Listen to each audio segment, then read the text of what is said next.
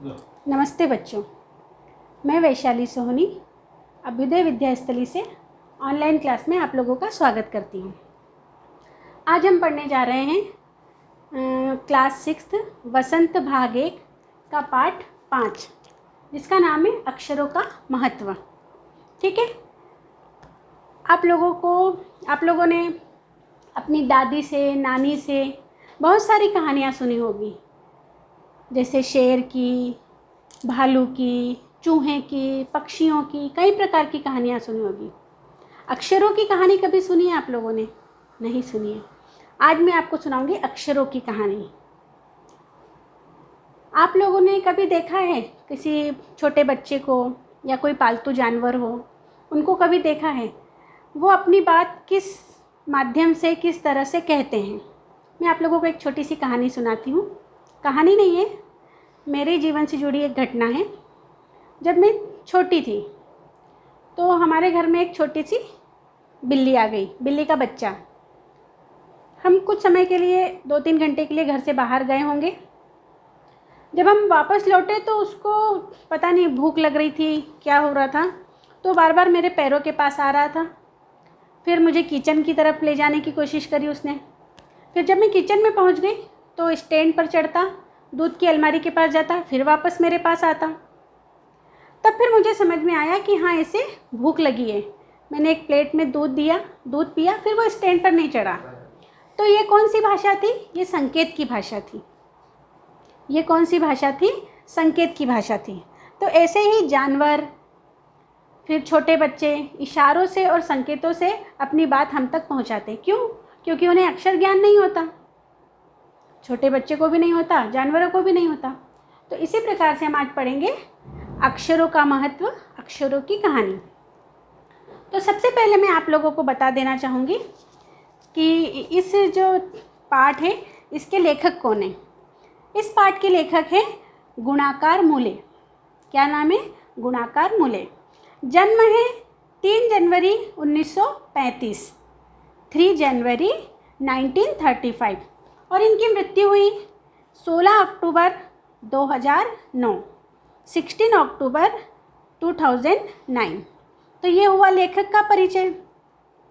अब हम पढ़ेंगे अक्षरों के बारे में, अक्षरों की कहानी क्या है उसके बारे में। ठीक है, यह पुस्तक अक्षरों से बनी है।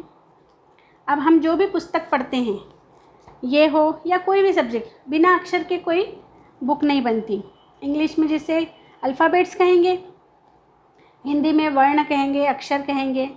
तो यह जो पुस्तकें अक्षरों से बनी हैं, सारी पुस्तकें अक्षरों से बनी होती हैं। तरह तरह की पुस्तकें, तरह तरह के अक्षर, कई भाषाएं होती है, कई लिपियां होती है, कई प्रकार के अक्षर होते हैं। दुनिया में अब तक करोड़ों पुस्तकें छप चुकी हैं, हजारों पुस्तकें रोज छपती है। तरह तरह के अक्षरों में हजारों की तादाद में रोज ही समाचार पत्र छपते हैं। इन सब के मूल में है अक्षर। बिना अक्षरों के कोई मोल नहीं है इन चीज़ों का। अक्षर हैं तो पुस्तकें हैं, अखबार हैं, सब कुछ है। हम कल्पना भी नहीं कर सकते कि आदमी अक्षरों को न जानता तो आज इस दुनिया का क्या हाल होता। सोच सकते हैं, कल्पना भी नहीं कर सकते इस चीज़ का। यदि आज हम अक्षरों को नहीं जानते, अक्षर से हम क्या क्या नहीं लिखते, तो आज अगर हम अक्षर नहीं जानते तो क्या आज हम इस स्थिति में होते, इतने आधुनिक होते? नहीं होते। कोई कह सकता है कि हम अक्षरों को अनादिकाल से जानते हैं। अब कह सकते हैं कि अक्षरों को अनादिकाल की जात से जानते हैं। कोई नहीं बता सकता कि अक्षर कैसे बने, कहाँ से बने। अक्षरों का ज्ञान हमें किसी ईश्वर से मिला। अब लोगों की ये भी धारणा थी कि जो अक्षर है हमें ईश्वर से मिले हैं, परंतु ऐसा नहीं है। पुराने ज़माने में लोग सचमुच ही सोचते थे कि अक्षरों की खोज ईश्वर ने की है। जो पुराने समय के जो लोग होते ना, वो बहुत भोले होते थे। उनको जो ज्ञानी लोग बता देते थे वो उस बात पर विश्वास कर लेते थे।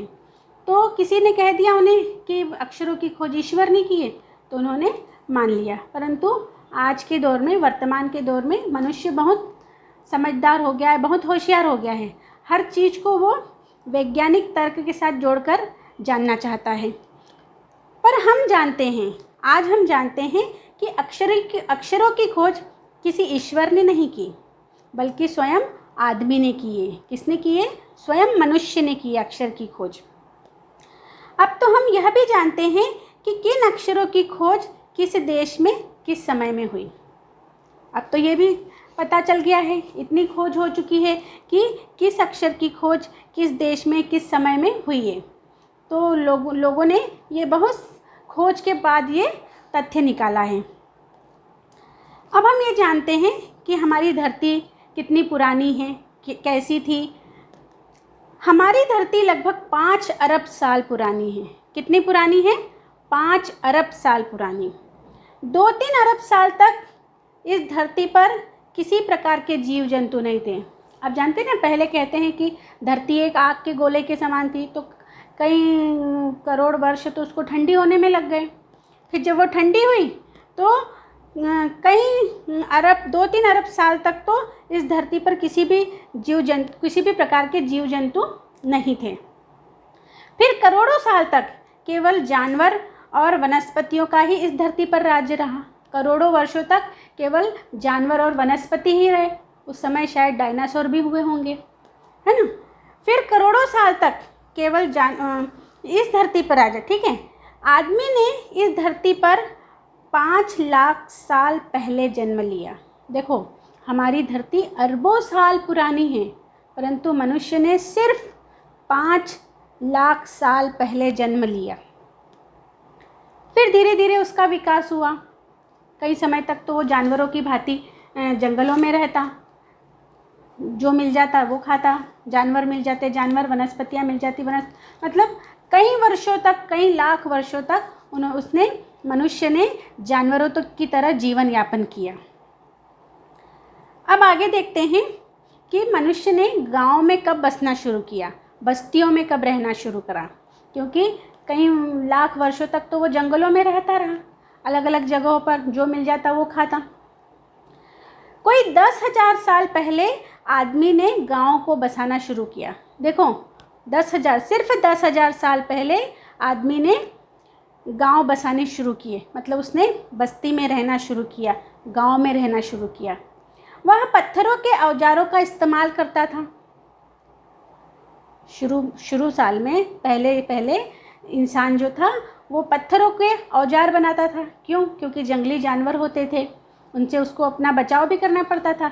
तो धीरे धीरे उसने ये सब भी सीखा, जानवरों से अपनी रक्षा करना सीखा, अपने परिवार को की रक्षा करना सीखा। तो उसने पत्थरों से औजारों का निर्माण करना सीखा। फिर उसने तांबे और कांसे के भी औजार बनाए। धीरे धीरे खोजों के माध्यम से, और जब समय आगे बढ़ता गया तो तांबे और कांसे की खोज की और उनके औजार बनाने शुरू किए। प्रागैतिहासिक मानव मतलब इतिहास के पहले का मानव ने सबसे पहले चित्रों के जरिए अपने भाव व्यक्त किए। अब अक्षर तो थे नहीं मनुष्य के पास, तो भावों का आदान प्रदान कैसे होगा, विचारों का आदान प्रदान कैसे होगा।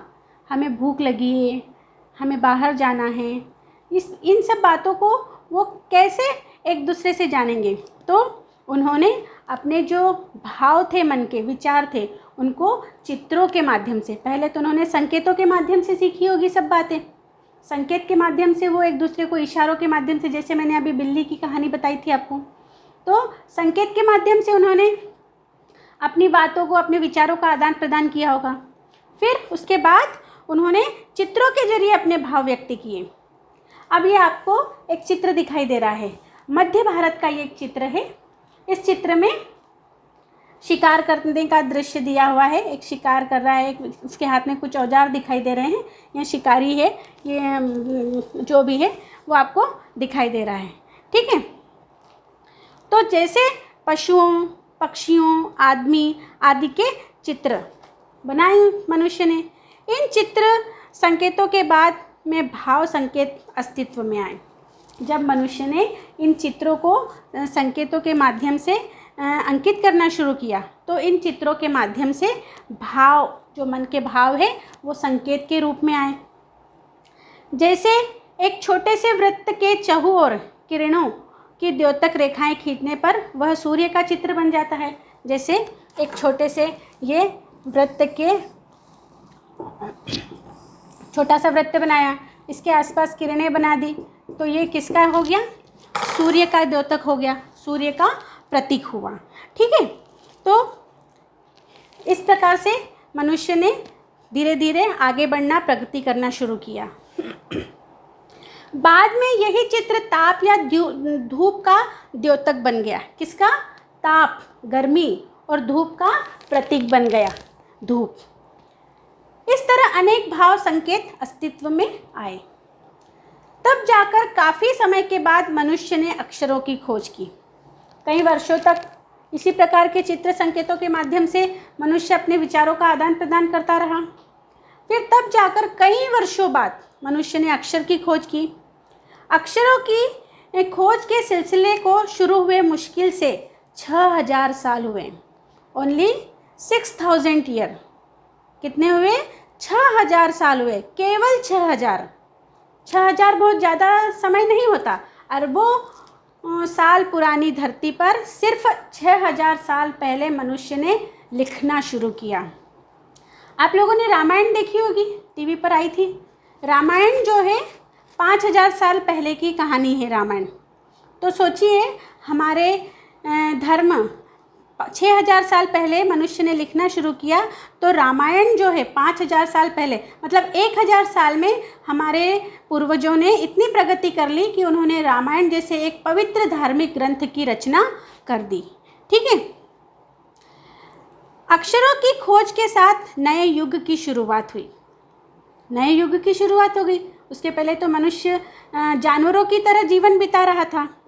आदमी अपने विचारों और अपने हिसाब किताब लिख कर रखने लगा, है ना। आदमी जो मन में विचार उत्पन्न होते थे, जो भाव उत्पन्न होते थे, और जो हिसाब किताब होता था, लेन देन होता था, जो भी होता था, उसको लिख करके रखने लगा।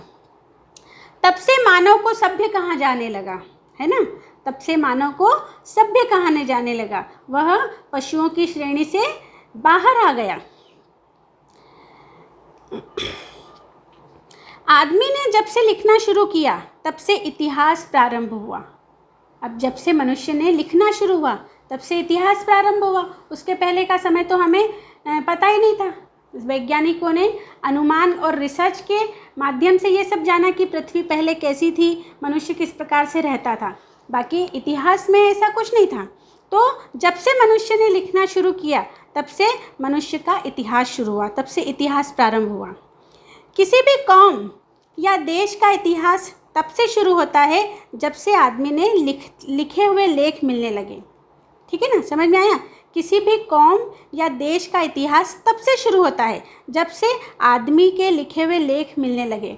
तो हमारे धर्म में लिखे हुए लेख कब से मिलने लगे? 5000 साल पहले से।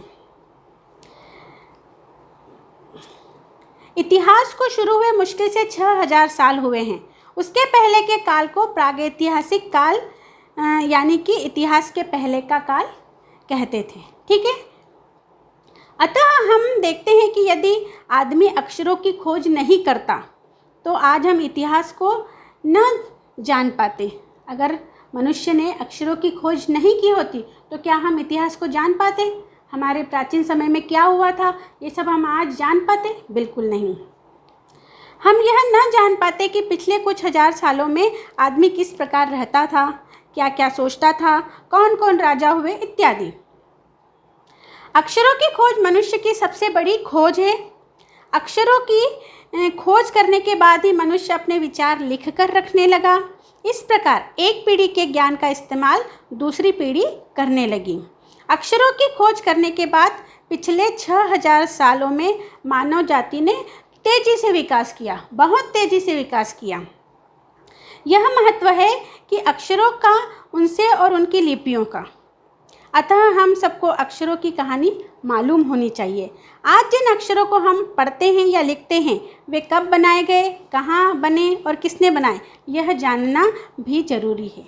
धन्यवाद।